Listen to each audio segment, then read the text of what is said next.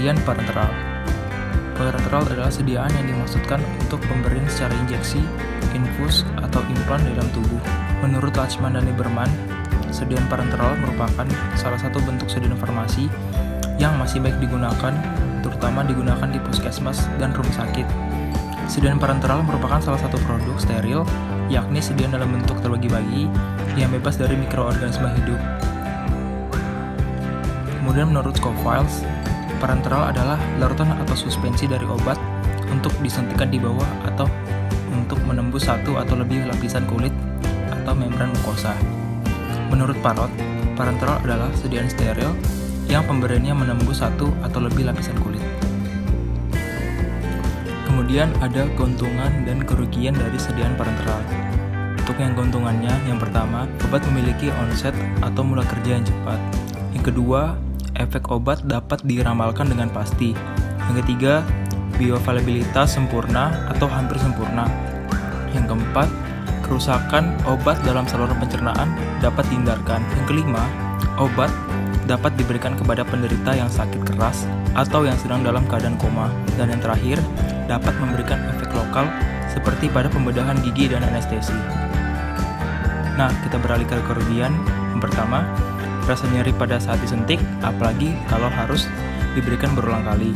Yang kedua, memberikan efek psikologis pada penderita yang takut disuntik. Yang ketiga, kekeliruan pemberian obat atau dosis hampir tidak mungkin diperbaiki. Dan yang terakhir itu adalah obat hanya diberikan kepada penderita di rumah sakit atau di tempat praktik dokter dan perawat yang kompeten. Rute pemberian sediaan parenteral. Terdapat 12 rute untuk pemberian sediaan parenteral.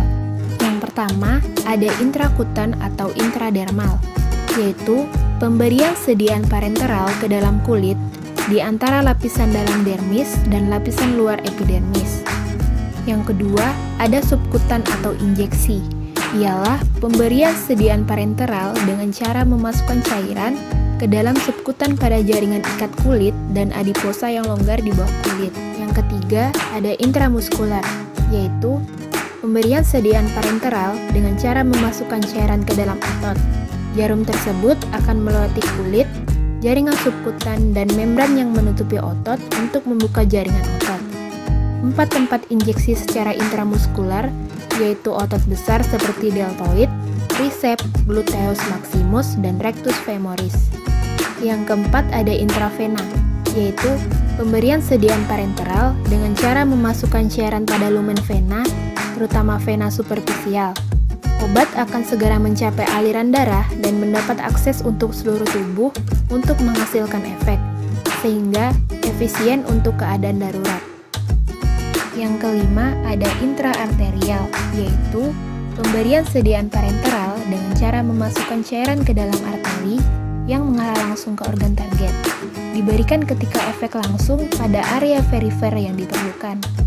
Yang keenam, ada intrakardiak, yaitu pemberian sediaan parenteral dengan cara memasukkan cairan ke otot jantung atau ventricle dalam keadaan darurat.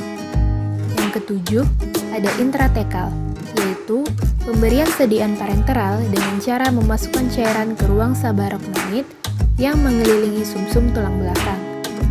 Yang kedelapan, ada intrasisternal, yaitu pemberian sediaan parenteral dengan cara memasukkan cairan ke dalam garis tengah antara atlas dan aksis, atau antara tulang belakang serviks pertama dan tulang belakang serviks kedua. Yang kesembilan, ada intraepidural, yaitu pemberian sediaan parenteral dengan cara memasukkan cairan ke antara durameter dan bagian dalam sumsum tulang belakang. Yang ke-10 ada intraartikular, yaitu pemberian sediaan parenteral dengan cara memasukkan cairan ke cairan sinovial atau cairan yang melumasi ujung tulang yang mengartikulasi bersama dari berbagai sendi yang dapat diakses. Yang ke-11 ada intraokular.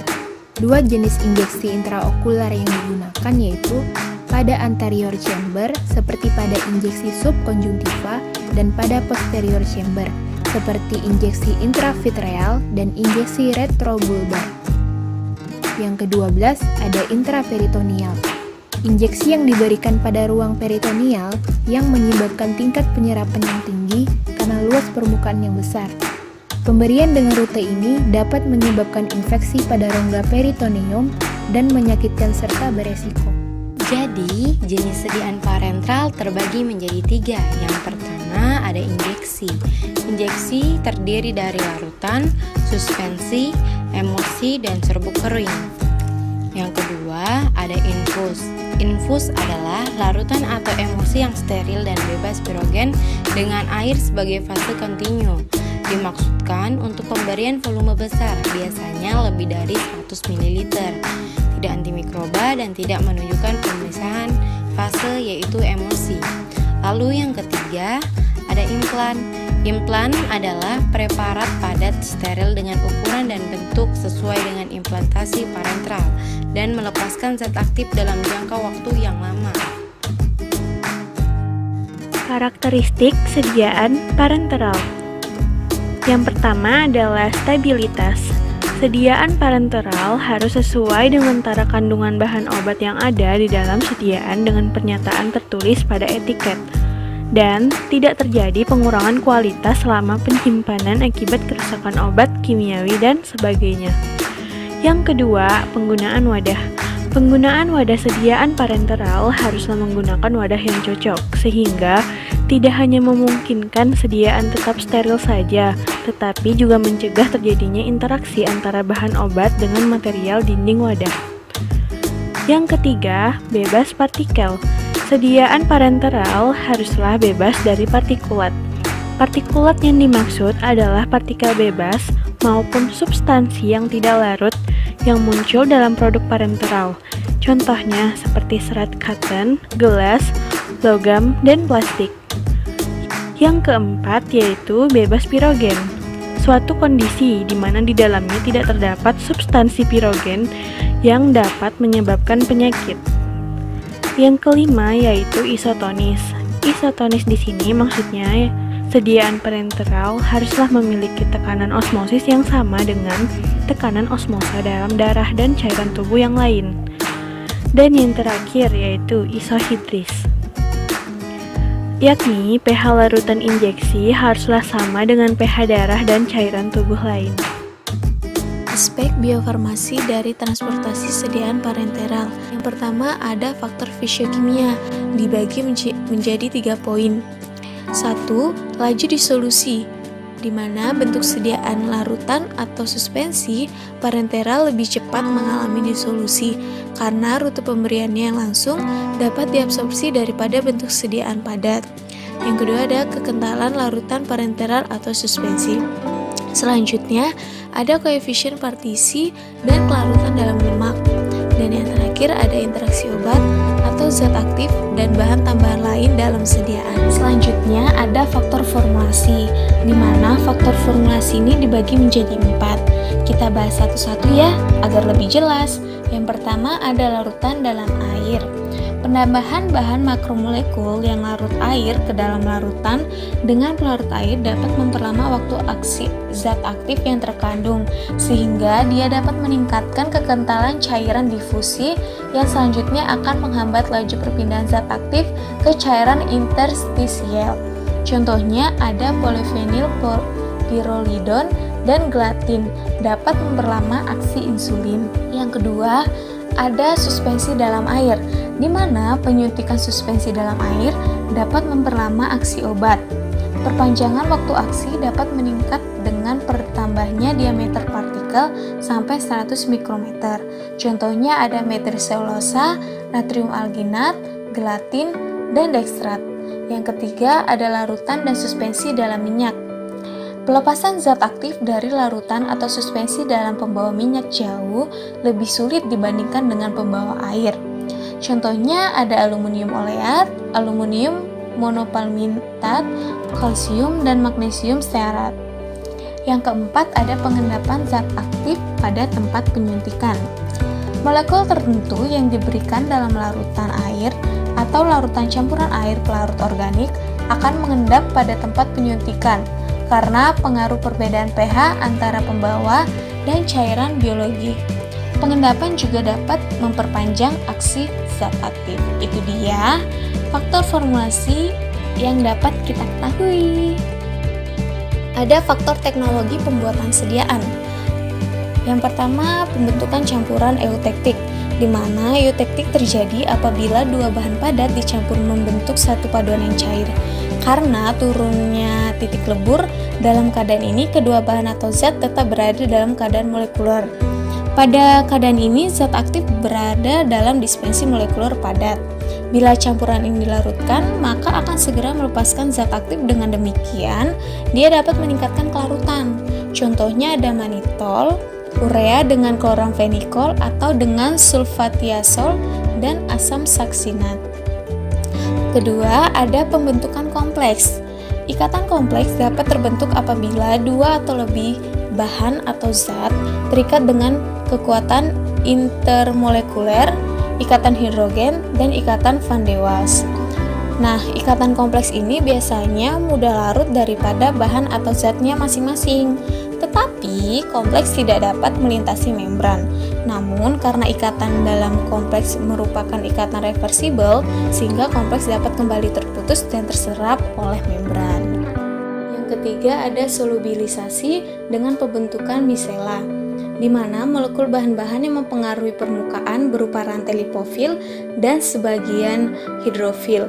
Pada konsentrasi tertentu, dia membentuk agregat yang disebut misela. Bagian polar molekul mengalah ke tengah di lingkungan air yang memungkinkan termasuknya obat yang bersifat lipofilik. Yang keempat, ada bahan yang memodifikasi konstanta dielektrik lingkungan solusi, di mana penambahan senyawa tertentu seperti gliserin, polioksietilikol, propylenglikol, dan lain-lain. Hal ini dapat mengubah tetapan dielektrik cairan fisiologi sehingga memudahkan kelarutan. Dan yang terakhir, ada pelapisan dengan bahan yang lebih hidrofil. Nah, partikel bahan-bahan atau zat aktif atau obat yang sulit larut dalam air, bila dilapisi atau dibungkus dengan bahan yang sangat hidrofil, dengan cepat dia dapat membasahi partikel obat dan ini akan mempengaruhi absorpsi. Nah, yang terakhir nih, ada faktor anatomi dan fisiologi manusia. Anatomi ini dibagi menjadi 4, yaitu intravena, intramuskular, subkutan, dan intrahetekal. Nah, intravena ini obatnya tidak mengalami tahap absorpsi, tapi langsung melalui pembuluh darah, sehingga kadar yang dimasukkan memberikan respon tubuh yang cukup cepat. Selanjutnya, intramuskular memberikan efek yang cepat dengan obat yang larut air yang disuntikan melalui gluteus maximus dan deltoid. Selanjutnya, subkutan. Dia diberikan dengan obat yang tidak mengiritasi pada jaringan dan lebih baik jika bentuk obat tersebut merupakan larutan. Dan yang terakhir, intratekal, di mana dia memberikan efek obat yang tepat pada selaput otak dan diberikan langsung pada subarachnoid spinal. Terus yang kedua, fisiologi. Fisiologi sendiri dibagi menjadi 3, yaitu usia, genetik, dan jenis kelamin. Usia sendiri, pada faktor usia metabolisme hati maupun ginjal terjadi penurunan fungsi, sehingga obat yang baik diberikan dengan dosis kecil. Yang kedua, genetik. Hal ini disebabkan karena setiap individu memiliki proses metabolisme yang berbeda-beda dari setiap keturunan. Contohnya, pada individu yang mengalami fungsi hati yang tidak normal karena faktor keturunan. Dan yang terakhir, jenis kelamin, yaitu dia berpengaruh karena pada proses metabolisme wanita dan pria mengalami perbedaan salah satu. Penyebabnya berupa kestabilan pada hormon baik wanita dan pria yang berbeda. Nah, itu dulu ya faktor-faktor aspek biofarmasi dari transportasi sediaan parenteral. Evaluasi bioavailabilitas dan bioekuivalensi atau sering kita sebut dengan evaluasi BA/BE sediaan parenteral. Yang pertama, evaluasi BA bioavailabilitas. Kecepatan zat aktif obat mencapai sirkulasi sistemik dan kinerja produksi obat meliputi penyerapan, absorpsi, uji in vivo dan in vitro dengan kriteria sediaan uji yang berbeda. Dan untuk sediaan parenteral termasuk ke dalam kriteria pengujian BA in vitro untuk menentukan ketersediaan hayati dari suatu sediaan yang berada di dalam tubuh. 2. Evaluasi BE, bioekuivalensi, diperlukan dalam menjembati antara formulasi untuk uji klinik dan produk obat pada pelepasan bahan aktif atau senyawa aktif.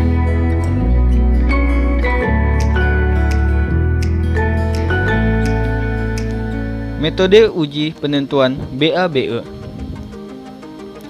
Urutan berdasarkan prioritas dari pilihan utama hingga akhir ditinjau dari tingkat akurasi, sensitivitas, dan reprodusibilitas. Metode tersebut ialah: yang pertama, uji farmakokinetik; yang kedua, uji farmakodinamik yang meliputi pengujian dalam menentukan AUC atau kadar obat dalam darah, dan uji klinis serta uji in vitro.